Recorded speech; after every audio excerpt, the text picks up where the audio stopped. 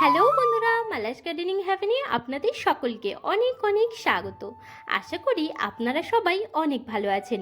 আমিও অনেক ভালো আছি, সাথে বাগানের নিত্য কাজে ব্যস্ত আছি। বন্ধুরা, আজকের ভিডিওতে আমি আপনাদেরকে দুটো খুবই সুন্দর ফুলের গাছ দেখাবো, আর সেগুলোর আপডেটও দেব। তো তার আগে চলুন বাগানটা পুরোটা একবার করে ঘুরে দেখে নিই। আসলে কালকে বিকেলবেলা সব গাছগুলোতে জল দেওয়া হয়নি। যে সমস্ত গাছগুলোতে জল দেওয়া হয়নি সেই সব গাছে ভেবেছিলাম যে আজকে সকালে এসে জল দিয়ে দেব, কিন্তু আজকে সকালবেলা এক ফোঁটাও সময় হয়নি। আর এখন এসেছি বাগানে, এখন বাজে প্রায় 5টা। তো এখন এসে দেখলাম প্রায় বেশ অনেকগুলো গাছের পাতা একেবারে নুয়ে পড়েছে।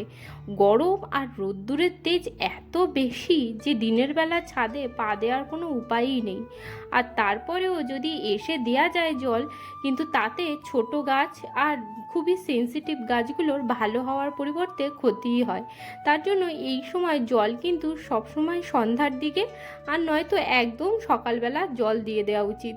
কালকে এই জমিটাতে এক ফোঁটাও জল দেওয়া হয়নি। আর বেশ কিছু ছোট ছোট চারা এর মধ্যে পুঁইশাকের লাগিয়েছিলাম। দেখুন, কিছু চারা তো ভালো রয়েছে, আর কিছু চারা রোদ্দুরের জন্য একেবারে নুয়ে পড়েছে। আর এখন বাগানে প্রচুর পরিমাণে জল দিতে হচ্ছে। প্রত্যেক দিন পুরো বাগানের সমস্ত গাছে জল দিতে সময় লেগে যায় প্রায় 40 থেকে 45 মিনিট, যদি ট্যাঙ্কে জল সম্পূর্ণ ভরা থাকে তবে ট্যাঙ্কে যদি পাম্পের সুইচ না দিয়ে জল দিতে আসি তাহলে সময় লেগে যায় প্রায় 1 থেকে 1.5 ঘন্টা। আর এদিকে এই দেখুন, লঙ্কার গাছটা তো খুবই সুন্দর বাড়ছে, কিন্তু এদিকে দুটো ভেন্ডি হয়েছিল, এর মধ্যে গাছ দুটো নষ্ট হয়ে গেছে, দুটো ভেন্ডি সার। কিন্তু এই ভেন্ডি দুটো তোলার অভাবে আস্তে আস্তে বুড়ো হয়ে যাচ্ছে। তো চলুন এই ভেন্ডি দুটোকে এখন তুলে নিই। তো এইগুলো দেখছি অনেক দিনই, কিন্তু তুলবো করে আর তোলা হচ্ছে না। তো একটা ভেন্ডি তো প্রায় বুড়ো হয়ে গেছে, আর একটা একটু কচি আছে। আর তুলতে গিয়ে একটা দেখলাম গাছ শুদ্ধই উঠে চলে আসলো। আসলে ওই গাছের মধ্যে সেরকম কোনো জোর নেই, একেবারে একটা ভেন্ডি দিয়েই গাছ একেবারে মরে যাওয়ার মতন অবস্থা। আর এদিকে দেখুন টমেটো গাছগুলো হয়তো একটু ছাওয়ার দিকে নিয়ে গিয়ে রাখলে আরও কিছুদিন ফল দিত, গাছ ভালো থাকতো, কিন্তু রোদ্দুরের ঠেলায় একেবারে কিন্তু শুকিয়ে এসেছে। আর এদিকে টগর ফুলের গাছটাতেও দেখুন কুড়ি চলে এসেছে। তো চলুন, যে কথা বললাম যে আজকে একটা খুব সুন্দর ফুলের আপনাদেরকে আপডেট দেব, সেটা হলো এই যে অ্যামারাই লিলির বাল্ব থেকে এই যে বাল্বগুলোকে লাগালাম এই গ্রো ব্যাগে, তার উপরে একটি ভিডিও আমি আগেই তৈরি করেছিলাম। যারা আমার পুরনো ভিউয়ার্স আছেন তারা কিন্তু দেখে থাকবেন। তো দেখুন গাছগুলোতে ফুল চলে এসেছে। আসলে একটা স্টিক তো এত বড় হয়ে গেছে, আর এই দেখুন একটা হয়েছে ছোট, আর আরেকটা একদমই বেরোয়নি, একদম ভিতরের দিকে। আজকে সকালবেলা একবার জামা কাপড় মেলতে এসেছিলাম যখন, তখন হঠাৎ করে এই গাছটা চোখে পড়লো। আসলে এতগুলো গাছের মধ্যে এমনভাবে লুকিয়ে রয়েছে যে গাছটাকে আমি এতদিন লক্ষ্যই করে উঠতে পারিনি। তবে আমি জানি ফুল ফুটলে লাল রঙের ফুল ফুটবে, আর দেখতে ভারী সুন্দর লাগে। আর সব থেকে বড় একটা বাল্ব আমি নিয়ে এসেছিলাম। তো সেই বাল্বটা থেকে 1 বছর ফুল হলো, তারপরের বছর মাটির মধ্যে বাল্বটা রেখে দেওয়ার পরে কোনো একটা পোকা এসে প্রায় অর্ধেকটা বাল্ব খেয়ে চলে যায়। আর সেই বাল্বেরই কয়েকটা ছোট ছোট চারা যেগুলো হয়েছিল, সেগুলোই বাল্বগুলোকে আমি বাঁচিয়ে রেখেছিলাম। আর সেই বাল্ব থেকেই এবছর দেখুন ফুল আসলো। আগের বছর কিন্তু ওই ছোট ছোট বাল্বগুলো থেকে একদমই ফুল পাইনি, কারণ বাল্বগুলো তখন সাইজে অনেক ছোট ছিল। আর এবছর আস্তে আস্তে বাল্বগুলো যেহেতু সাইজে অনেক বেশি বড় হয়ে গেছিলো, তো আশা করেছিলাম যে ফুল আসবে, কিন্তু 3টে স্টিক কিন্তু কোনোভাবেই আশা করিনি। তবে সবকটা বাল্বই কিন্তু সাইজে যথেষ্ট বড় ছিল। আর এই ব্যাগটার মধ্যে প্রায় 5টা বাল্ব রয়েছে। তো লাগানোর ভিডিওটা যদি আপনারা দেখে নেন তাহলে কিভাবে মাটি তৈরি করলাম সেটা বুঝতে পেরে যাবেন। আর দেখুন গাছটা দেখতেও এখন ভারী সুন্দর লাগছে। আর ফুল আসলে আপনারা আমার চ্যানেলে আপডেট অবশ্যই পেয়ে যাবেন। তো তার জন্য চ্যানেলটিকে সাবস্ক্রাইব করে পাশে থাকতে হবে। তো চলুন এবার দেখে নিই আর একটা গাছের আপডেট। এটা হলো অ্যাডেনিয়াম গাছ। তো অ্যাডেনিয়ামের এই গাছটা কিন্তু একবারই কেনা নয়, আমার বাগানে যে পুরনো অ্যাডেনিয়ামের গাছটা রয়েছে, এই যে দেখুন কত সুন্দর এর কর্টেক্সটা, এটা প্রায় 6-7 বছরের পুরনো। তো এই গাছটা থেকেই কিন্তু এবছর যে কাটিং করেছিলাম সেই একটা ডালকেও আমি ফেলিনি, সমস্ত ডালকে এইভাবে পুঁতে রেখেছি। তো সেখান থেকে দেখুন এখানে রয়েছে চারটের মধ্যে 4টে ডালই বেঁচে রয়েছে। কিছুদিন আগেই একে এই গ্রো ব্যাগটার মধ্যে ট্রান্সফার করেছিলাম, আর তারপরেই দেখুন সব কটা ডগাতে ফুল চলে এসেছে। মাত্র একটা ডালে এখনও ফুল আসেনি, সেটা হলো এই ডালটায়। তো এতেও আশা করছি কিছুদিনের মধ্যে ফুল চলে আসবে। আর এই অ্যাডেনিয়ামের ফুলের সাইজ কিন্তু যথেষ্ট বড়, আর ফুলের রঙটাও আমার কাছে খুবই ভালো লাগে। আপনাদের ফুলের রঙটা কেমন লাগে সেটা কিন্তু অবশ্যই আমাকে কমেন্টে জানাবেন। এদিকে দেখুন অ্যাডেনিয়ামের আর একটা গাছ, এটাও এবছরের ডাল থেকেই তৈরি করা। আর এই একদম যদি জল না থাকে অ্যাডেনিয়াম গাছের গোড়ায়, তাহলেও দেখুন গাছের কিন্তু বিশেষ কিছু ক্ষতি হয় না, কারণ এর কর্টেক্সের মধ্যে প্রচুর পরিমাণে জল শোষণ করে রাখে। আর এখানে হয়েছে এই দেখুন আরও একটা অ্যাডেনিয়াম। তো এইটাতেও দেখছি কুড়ি চলে এসেছে, কিছুদিনের মধ্যে এইটার মধ্যেও ফুল চলে আসবে। আর যে একটা গ্রো ব্যাগের মধ্যে 4টে ডাল বসানো আছে, ওটাকে ভাবছি সুন্দর করে একটা শেপ দেব। তো শেপ দিলে আপনাদেরকে ভিডিওতে অবশ্যই দেখাবো।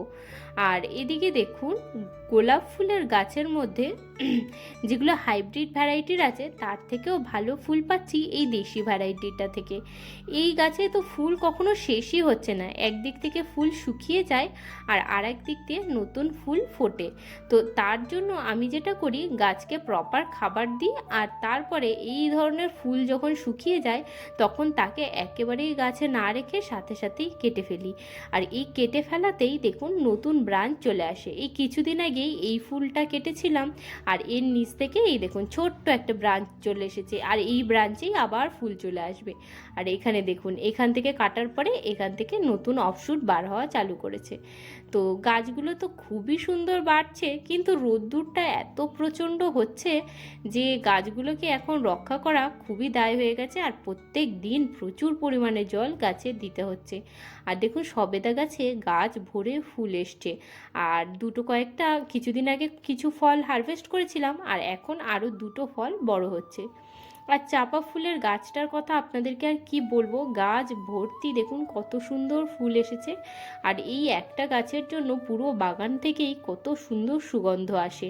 চাপা ফুলের আর একটা গাছ আমার লাগাবার খুবই ইচ্ছা, সেটা হলো একদম সাদা রঙের যে চাপা ফুলের গাছটা হয়, ওই গাছটা আমার একটা লাগানোর ইচ্ছা, কিন্তু আশেপাশে কোথাও পাচ্ছি না, তার জন্য লাগাতেও পারছি না। আমার কাছে একটা কাক চাপাও রয়েছে, আর একটা লাল রঙের গোলাপি রঙের যে চাপা ফুলটা হয় সেটাও আমি নিয়ে এসে লাগিয়েছি, তবে সে গাছগুলো এখনও ছোট আছে।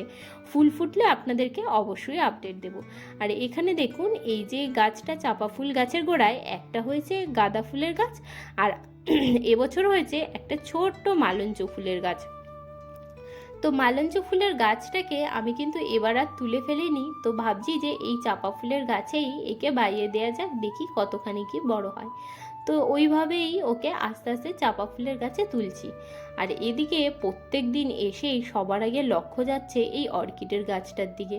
এই গাছটাকে এবারই 250 টাকা দিয়ে কিনেছিলাম। তো যখন কিনেছিলাম তখন একটা স্টিক বার হয়েছিল আর ফুল বার হয়েছিল, কিন্তু তারপর থেকে এই গাছের অবস্থাটা খুবই খারাপ। আমার তো মনে হচ্ছিল গাছটা হয়তো মরে যায়, কিন্তু তা নয়, এখন দেখতে পাচ্ছি গাছটা থেকে একটা নতুন ডাল বার হওয়া শুরু করেছে। আর এবার এই গন্ধরাজ ফুলের গাছটা আমি বাগানে নতুন অ্যাড করেছি। এই গন্ধরাজ ফুলের গাছটার দাম নিয়েছিল মাত্র 60 টাকা, আর দেখুন কত সুন্দর ফুল ফুটেছে। আর এটা হচ্ছে সন্ধ্যামালতী ফুলের গাছ, এখনও দেখুন ফুল ফোটেনি, ঠিক 5:30 থেকে 5:45টার মধ্যে পুরো ফুলে ভর্তি হয়ে যাবে। আর এই ফুলেরও কিন্তু একটা সুন্দর সেন্ট আছে। আর এইদিকে তো আপনারা জানেনই সব আমার ইনডোর প্লান্টগুলো রাখা রয়েছে একের পর এক। আর দেখুন গাছগুলো কিন্তু ভালোই রয়েছে, কিন্তু জল প্রচুর পরিমাণে দিতে হচ্ছে। এটা হচ্ছে মনস্টেরার গাছ। মনস্টেরার গাছটা কিছুদিন আগে রিপোর্টিং করেছিলাম, কিন্তু তবুও গাছটাকে মনে হচ্ছে একটা বড় জায়গাতে দেওয়ার প্রয়োজন। এদিকে দেখুন যে লাউয়ের গাছটা লাগিয়েছিলাম, মাত্র 2 দিন হয়েছে লাউটাকে পলিনেশন করেছি। তারপরেই দেখুন লাউটা কত সুন্দর গ্রোথ নিয়েছে, খুব সুন্দর সাইজে বাড়ছে। আর যে লাউয়ের গাছ, লাউগুলো যেগুলো পলিনেশন হয়নি সেই লাউগুলো কিন্তু গ্রোথ নেই, সেগুলো আস্তে আস্তে ভিতরের দিক থেকে কালচে হয়ে শেষ হয়ে যাচ্ছে, মানে শুকিয়ে যাচ্ছে। আর এগুলো যেহেতু ভালোভাবে আমি পলিনেট করে দিয়েছিলাম, তার জন্য দেখুন এইগুলো সাইজে বাড়ছে। তো যাই বলেন আর তাই বলেন, এখন কিন্তু গাছে রোদ্দুরের হাত থেকে বাঁচানোটা খুবই জরুরি, আর তার জন্য প্রচুর পরিমাণে জল বাগানে দিতে হচ্ছে। আর অনেকে বন্ধুরাই আমাকে কমেন্টে জিজ্ঞাসা করেন যে আমি গাছে কি খাবার দিই। লাউ গাছ বা অন্যান্য গাছের জন্য একটা খুবই পুষ্টিকর খাবার হচ্ছে ভাতের মাড়। তো ভাতের মাড়কে একদম গরম গরম দেওয়া যায় না, সব থেকে ভালো হয় যে একদিন বাসি করে যদি দেওয়া যায়। এই দেখুন এইটা হচ্ছে কালকের ভাতের মাড়, এখন দেখুন একদম দলা দলা হয়ে গেছে, আর এর মধ্যে কিছুটা সবজি ধোয়া জলও রয়েছে। আর এখানে রয়েছে বেশ খানিকটা সবজির খোসা। আজকে আর এই সবজির খোসাগুলো ব্যবহার করব না, তো পরের দিন কিছু একটা কাজ করে নেব। আর এদিকে দেখুন এই যে বাগলু দুটো নারকেল গাছের ডাল, তো এই ডালগুলোকেই ভাবছি যে ওইখানে দাঁড় করিয়ে দেব, যাতে গাছগুলো সুন্দরভাবে বাইতে পারে আর একটুখানি ছাওয়াও পড়ে। দিনের বেলা রোদ্দুরে এই দেয়ালটা সম্পূর্ণ গরম হয়ে যায়, আর এই তাত কিন্তু গাছগুলোও পায়। তো এই তাতের হাত থেকে বাঁচাবার জন্য গাছকে কিন্তু এইভাবে বাগলু দিয়ে যদি একটুখানি মাচা মতো করে দেওয়া যায় বা ঢেকে দেওয়া যায়, তাহলে কিন্তু এদের খুবই সুবিধা হয়। তো দেখুন বন্ধুরা, দুটো নারকেল ডালকে আমি দুই জায়গাতে লাগিয়ে দিয়েছি, আর এর থেকে কিন্তু গাছটা বাইবার জন্যও একটু জায়গা পাবে, আর গরমের হাত থেকেও একটু সামান্য হলেও রক্ষা পাবে। আর এই ভাতের মাড়টাকে দিয়ে দিলাম গাছের গোড়ায়, আর কথা বলতে বলতে হয়ে গেল পুরো সন্ধ্যা। আর এখন সমস্ত গাছগুলোতে জল দেওয়ার পালা। তো আজকের মতন ভিডিওটা আমি এখানেই শেষ করছি বন্ধুরা, আপনাদের সাথে দেখা হচ্ছে আবার পরের ভিডিওতে। আপনারা সবাই ভালো থাকবেন, সুস্থ থাকবেন, আর ভিডিওটা যদি ভালো লাগে লাইক শেয়ার সাবস্ক্রাইব করে আমার পাশে থাকবেন। তো আজকের মতন এইটুকুই, টাটা বন্ধুরা।